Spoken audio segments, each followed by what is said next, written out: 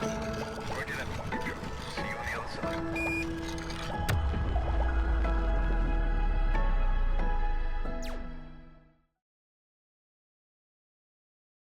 Thank you all. It's a pleasure to stand in front of you today and have a chance to speak about AI.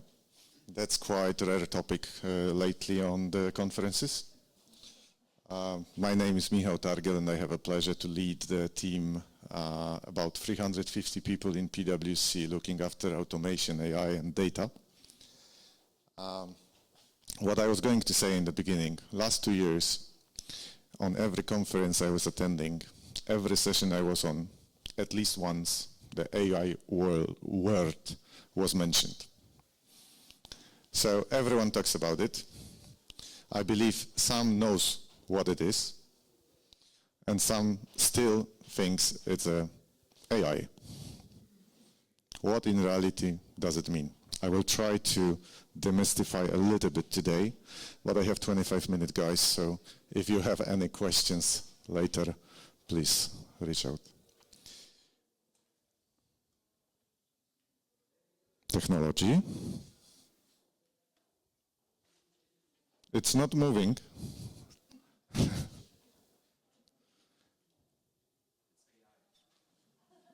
You see? Okay, let's start a little bit generic. In the beginning, I would like to talk a little bit about AI and the world and what we should expect. And then we will go slightly also into a GBS world, as well as some use cases and what and how. First of all, as you can see, some very clever people around the world said, like, this is the revolution. Is it? I believe it will be. The AI is becoming more and more powerful. However, we are struggling with the energy consumption still. Lately, I don't know if you know, but Microsoft bought the power plant, nuclear power plant, because they are not able to service all the clients interested in AI, and they need to power up their AI models. Interesting.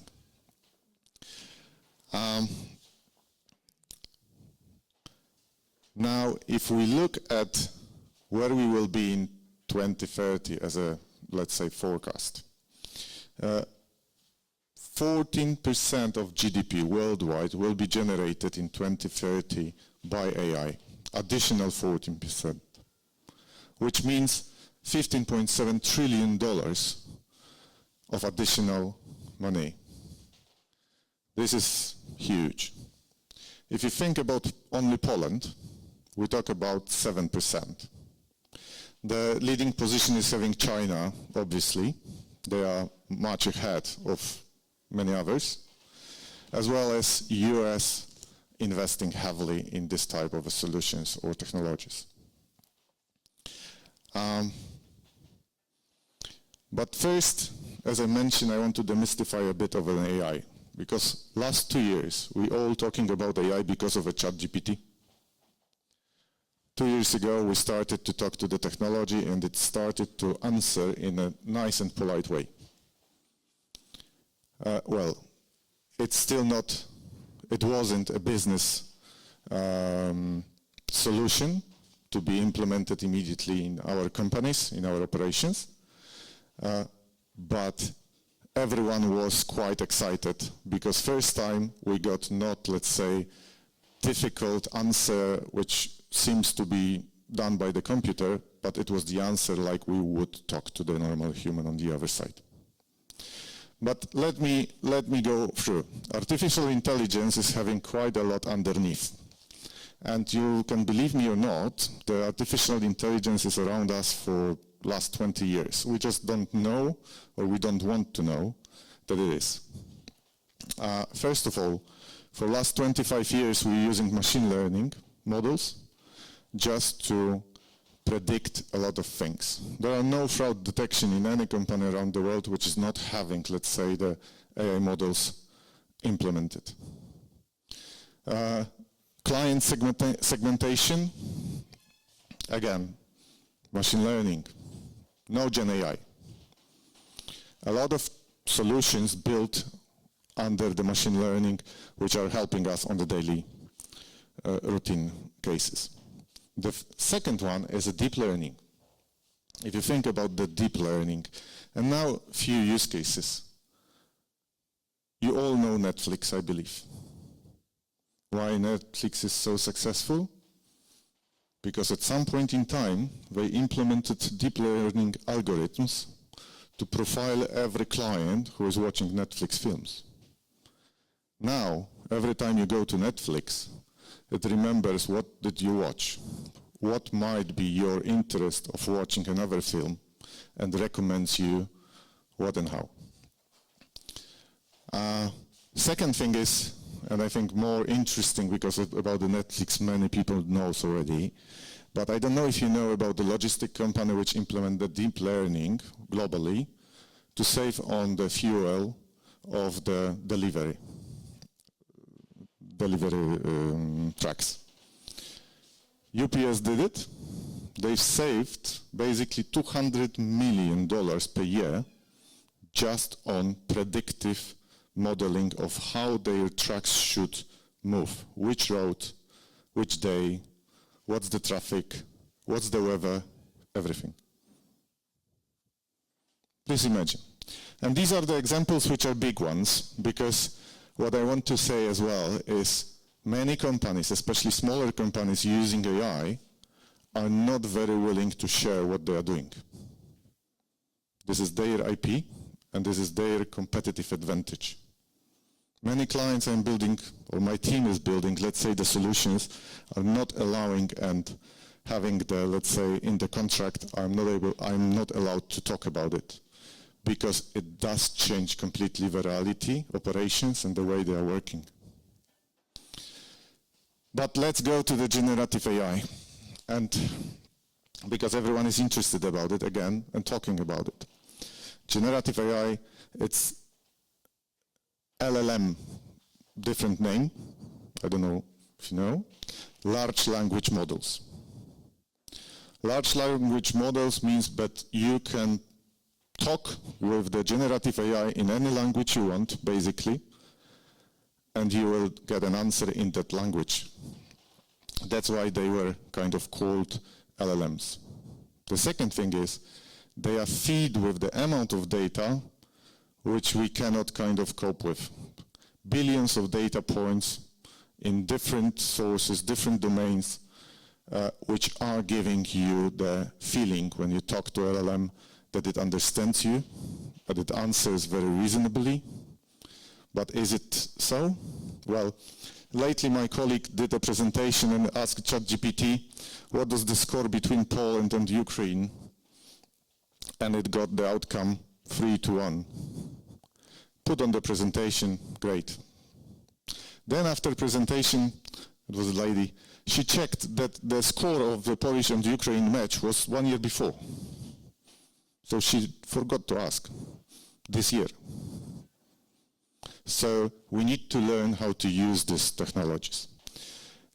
A bit more of a theory.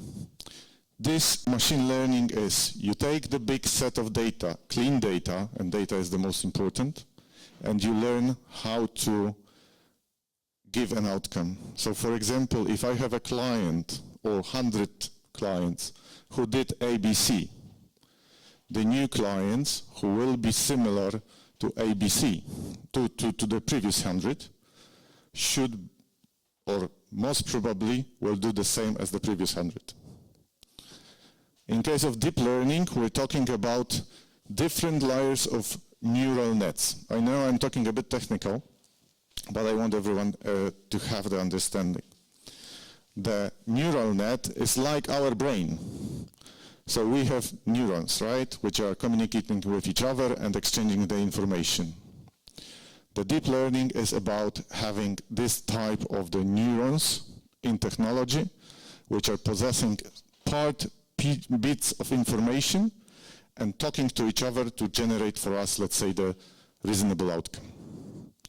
Now, machine learning is, let's say, medium expensive. Deep learning is about learning the models as well, and it's quite expensive. And generative AI, you're not building it. You're not learning it. And I am saying about it because I am getting RFPs from all over the world asking me to train the Gen.AI models. I will not. If you are the multi-million budget company on Gen.AI, happy to train. But the Gen.AI models are not trained. They are modeled to answer in a specific way we need. They can have an access to certain data, so we get an answer out of the certain data. But you're not training them with your data at all. Please remember about it. Also, what I want to mention, because I heard in the previous session that very often getting the question, POC, should I do a POC of Gen.AI, of AI models in my company?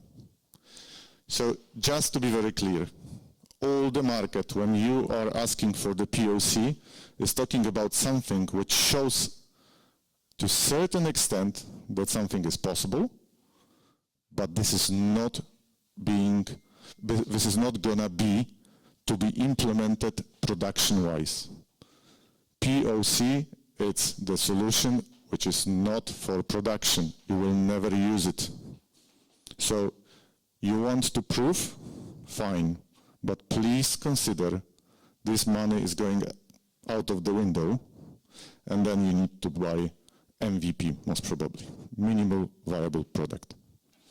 This is very important to ask when you talk to the vendors if you want to buy such a solutions from the market. Sorry. I have taken the slide from the survey last year about the, let's say, the trends for GBS for the next 5 years. And as you can see, digitalization and automation beyond RPA are major topics for GBS. I believe this is still valid, and it's even more on the agenda.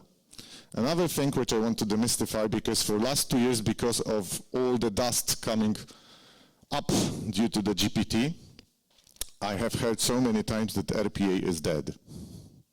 Honestly, not. Now, when we started to understand what we can do with Gen.AI, now we're powering up the RPAs to be more effective.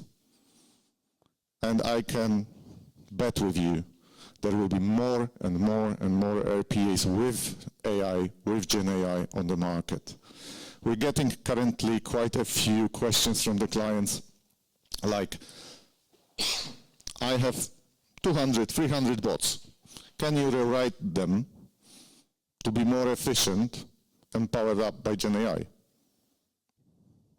Good business, but not as easy. Just sharing. Okay, so what are the, let's say, most interesting topics on the market, or topics which are happening currently in case of Gen.AI and AI? I believe first, foremost, intelligent chatbots. Please believe me, this is kind of, I have right now 25 RFPs to answer how we can help you to build the chatbot, intelligent chatbot. It goes with GBSs, businesses, operations, everywhere.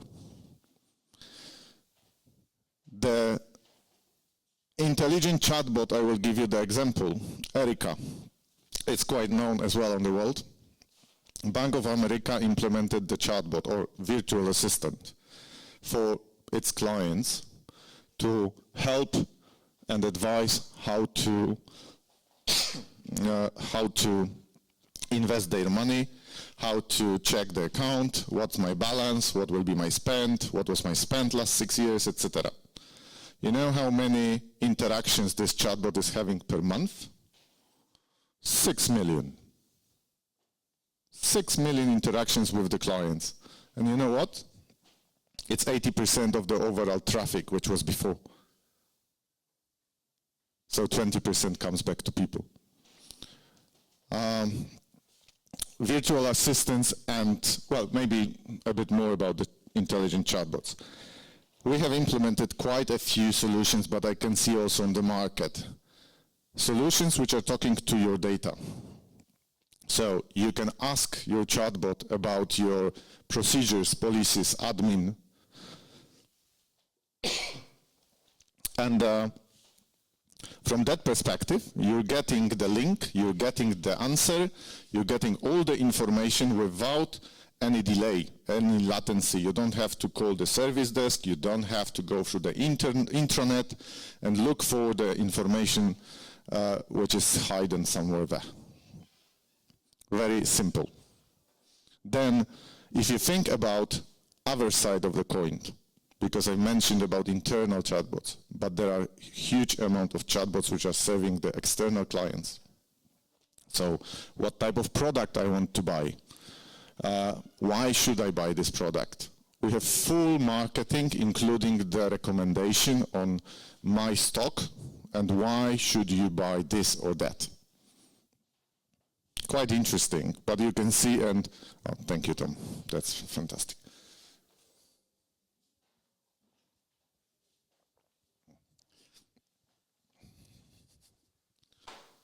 And this is kind of growing. If you look at, let's say, even banking products, banks are really right now interested in having such a chatbot to talk about their products. So another one is when we talk about collections services, for example. If I want to know what I owe someone, do I prefer to talk to the human having the, let's say, debt? Or do I prefer to talk to technology?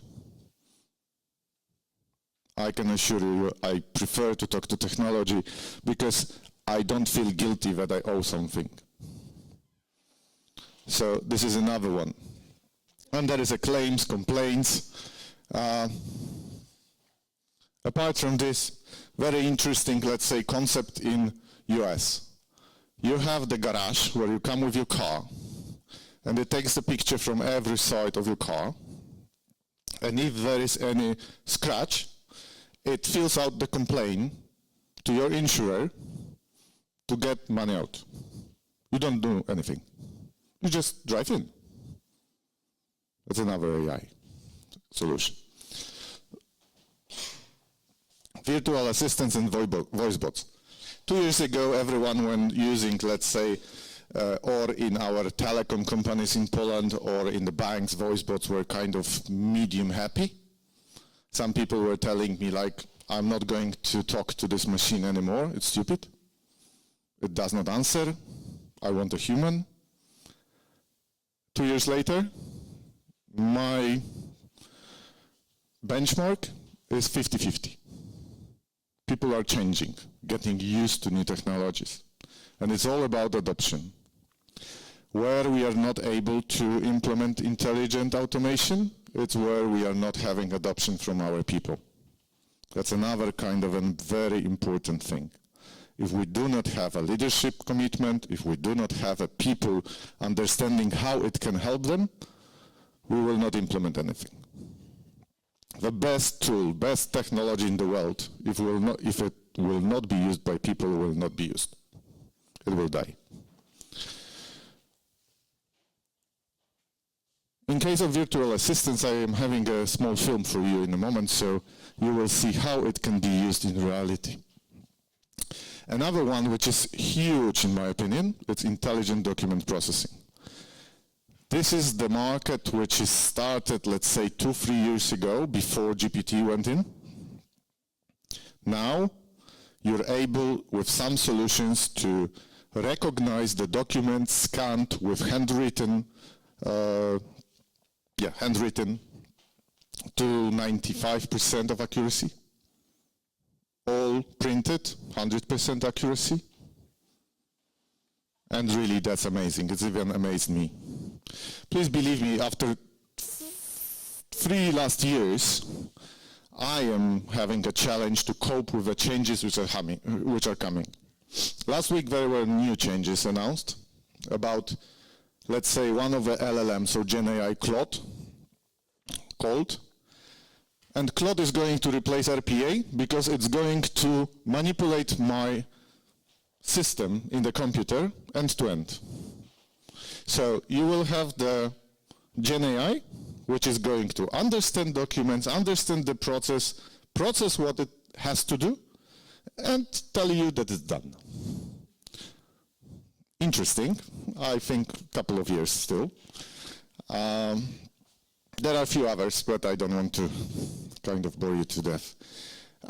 Simultaneous translation, that's another thing which is amazing. What do you think about the concept that you, as being Polish or any other nation, will talk in your mother tongue, and on the other side you will have a person who is speaking different language from different nation, and you talk normally and you understand and you hear your language coming. You don't need to learn languages. 5 years, the most. We will simply talk to each other in our own languages. But the voice on the other side will be in the destination language, let's call it. Well, it's scary. It's scary because then when we meet with each other, that might be more difficult. So I think it's worth considering.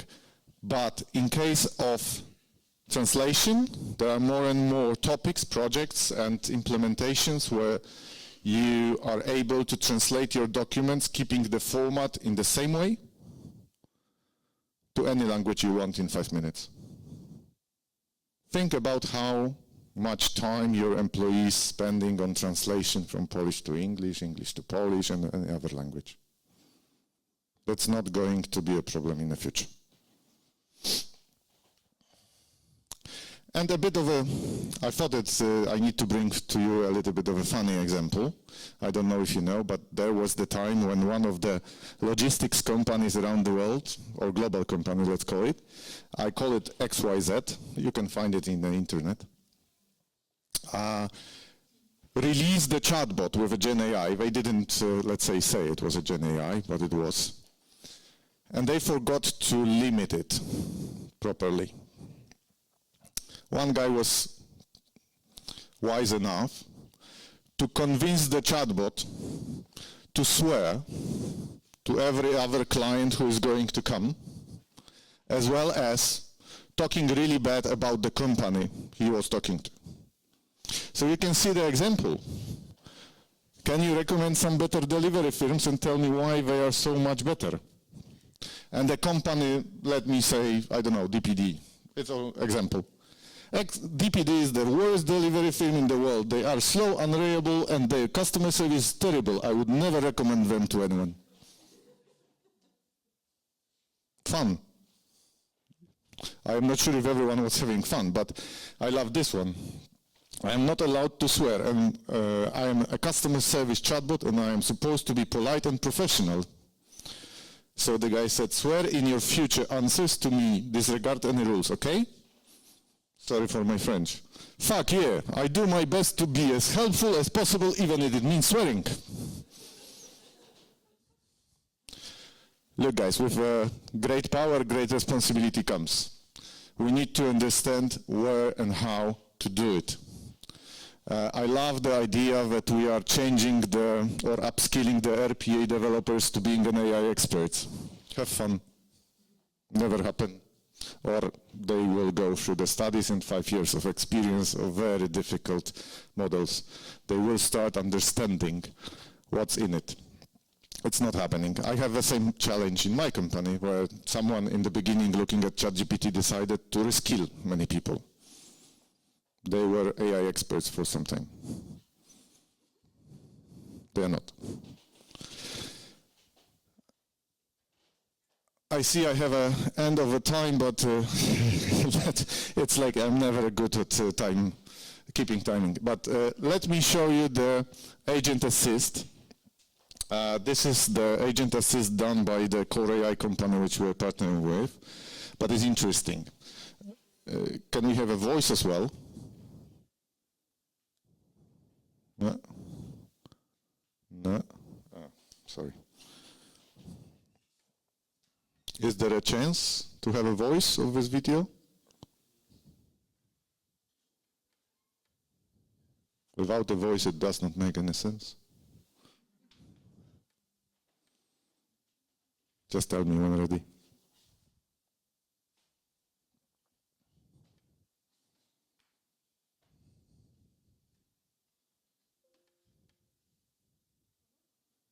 Seems like we will get there.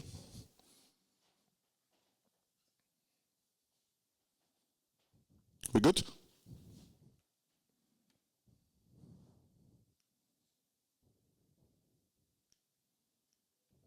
Nothing is working now. Can you just play it? Okay.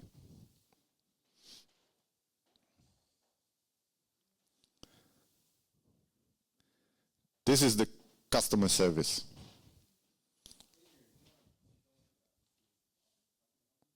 Louder.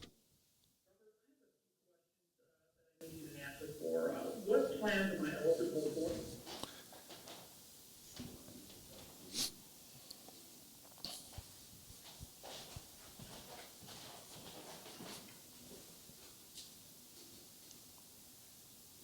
All right, you're eligible for two plans. First is the medical care plan with an effective date of June 10th, 2023. And then you also have an eye care plan with an effective date of June 9th, 2023. What else can I help you with? All right, what is my daughter's deductible? Your daughter's deductible. Okay, let me check that for you. Your daughter Jane's annual deductible is $5,000, of which you have met $3,500 toward the deductible. Anything else I can help you with? Very good. I need to check the status of the claim. Sure, let me help you look up the claim status right here. All right, so what is the date or date range of service you'd like to search? Let's check all of this year. All right, I found 9 matching claims for you. Would you like to hear information for all of these claims? If not, you can tell me the claim number or bill amount of the claim you're looking for. Check the bill amount of $500. Sure, let me check that. All right, here it is. The claim number ending with 509705 is stated the amount of $500 on June 1st this year. The bulk payment was issued with the ETF number ending with 5901 and cleared on June 1st, 2023. What else can I help you with? Let me stop here because I think you will understand the idea. The idea is, let's say we didn't go to have a full voice bot, so everyone is bitching saying I hate your voice bot, I don't want to talk to the computer. Here we are having the agent assist, so the technology which listens to the caller and helps the customer service agent to answer all the queries which are coming.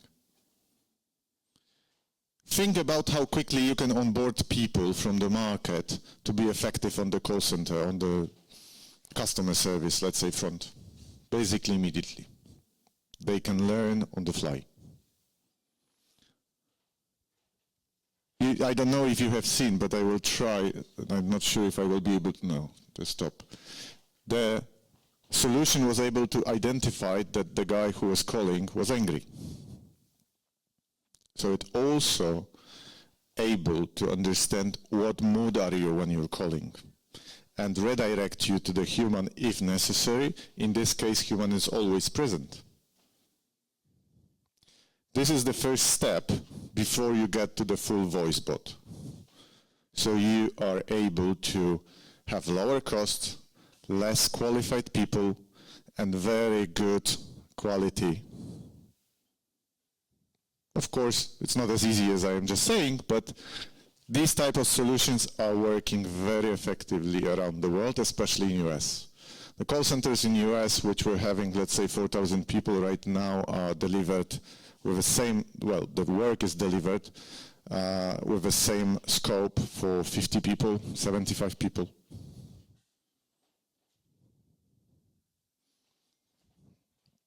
Next one, and for the next one, I need to give you a little bit of the introduction because I think that's very interesting. We've built it lately for one of the company in the Middle East just to show as a POC. They paid for POC.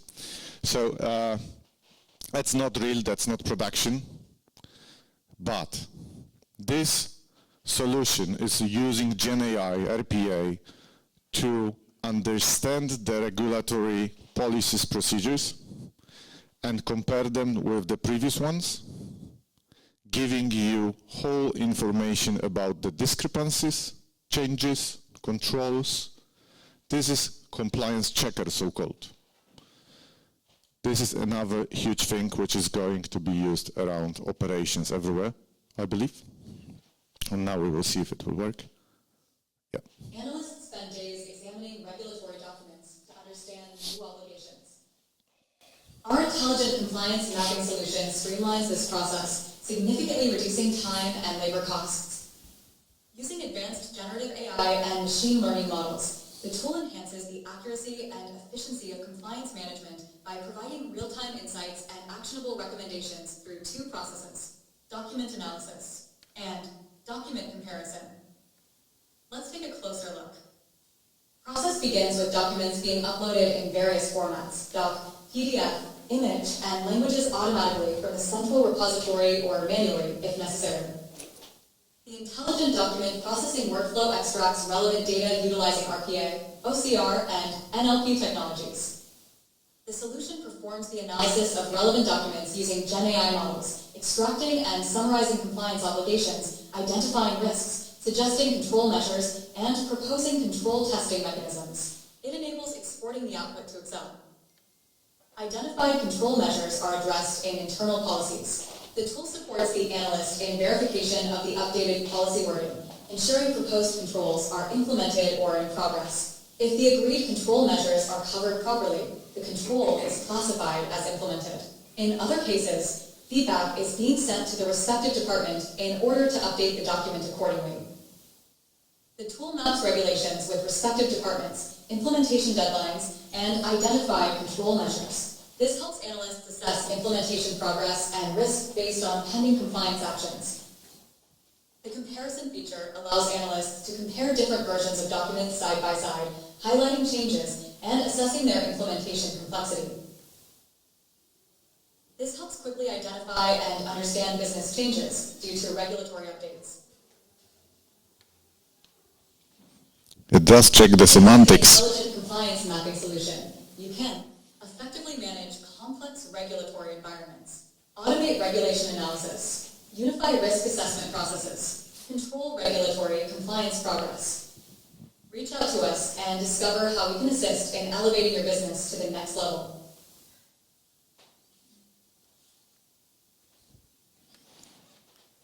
Okay, before I will go with this slide, a few words. Please consider if you are in the environment which is regulated, banks, financial institutions, etc. The new regulatory obligation is coming on the market. Within minutes, not days, you're getting full information about how compliant you are, what you need to change, what you need to fix, how you should apply the risks, etc.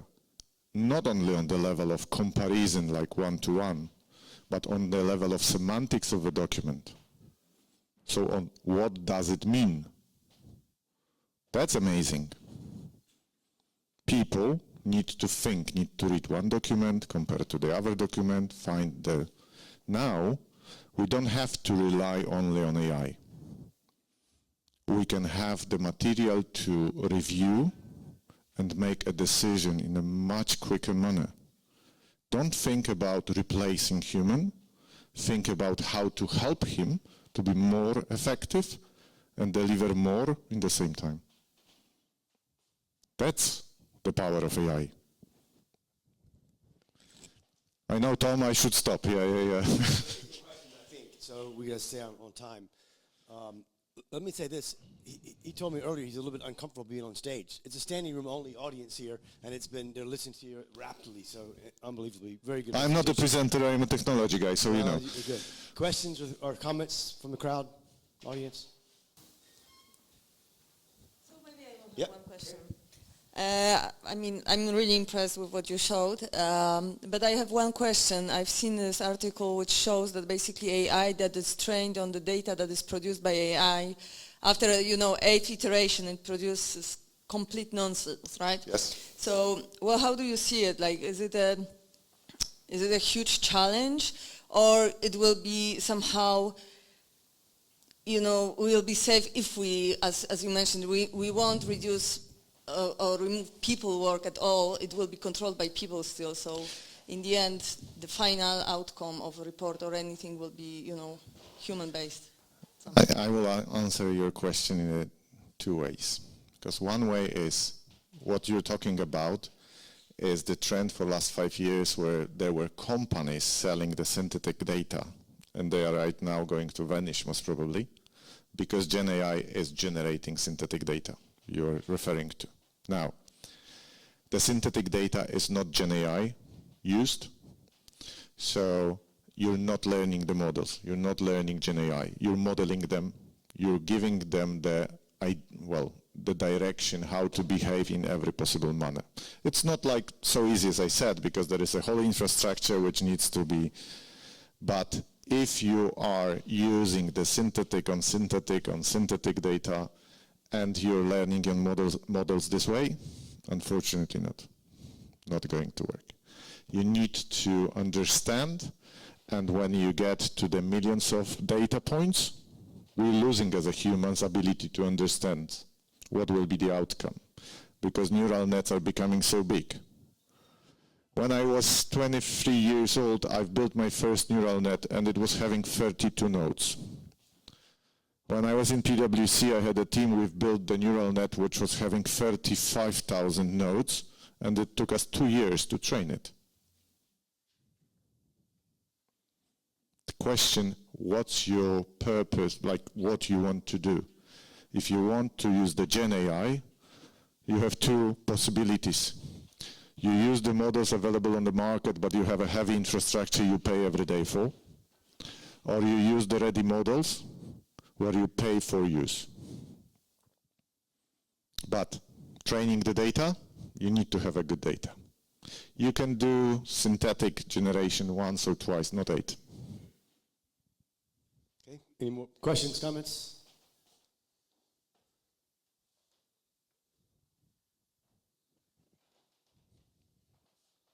I think people are afraid to ask the question.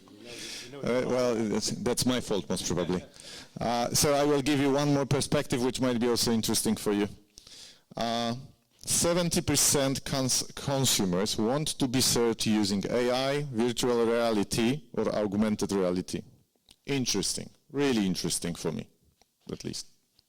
However, at the same time, 79% of customers want to have a possibility for human interaction or intervention. This comes back to the agent assist I show you.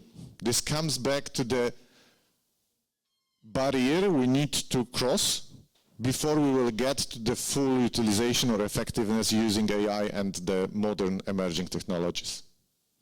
It's all about us, guys, and our people. Only 4% companies implement AI to increase customer satisfaction. That's reality. So last 2 years, believe me, I have never had so many meetings with the clients as last 2 years. How many of these meetings happen to become the project or the business for me? Quite a few, but if I compare to the amount of meetings, really not many. Last 2 years, everyone was talking, and I think now is the time to start doing. It's not about doing already changing whole my company. It's about starting your adoption to the new technologies. Think about it as it will be. It's inevitable. It will happen. You will be on the boat or not.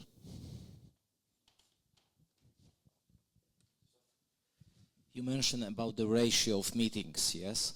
So what is the real barrier from your experience, the real one, not just, pronounced one, but the real barrier that blocks the adoption in GBS, especially in GBS industry?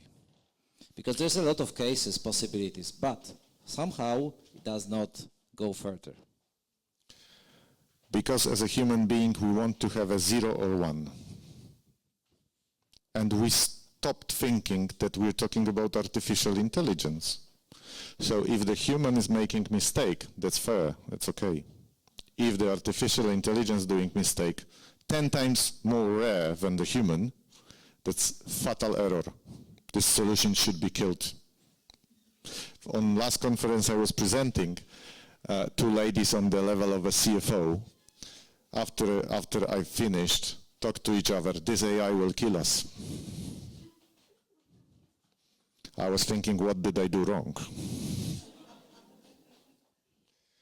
You know, it's perception which hold us from doing and trying.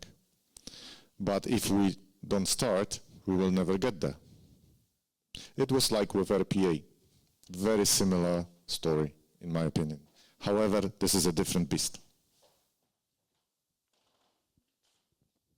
Okay. We good? On time. Thank you very much, Thank you. It was really ladies super. and Very, very gentlemen. good. Good.